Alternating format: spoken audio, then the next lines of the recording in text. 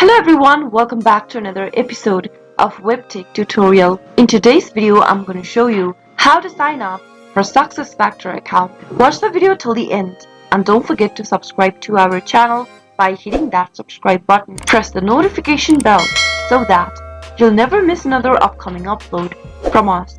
Open up a web browser to get started. In the web address bar, type in www.sap.com and press enter on your keyboard. You'll find yourself in the official web page of SAP, which looks like this. Click on the human icon at the top right hand corner and fill in the rest of the information asked to you in the text boxes. Enter your business email address in the first text box. On the next field, type in your first name followed by your last name. Enter the name of your company. Select your country from the drop down and enter a valid mobile number. Once you do that, head over to the next field and select your department. Choose your relationship to SAP from the drop down and then click on this little box that ensures that you've read and understood the terms and conditions of SAP.com.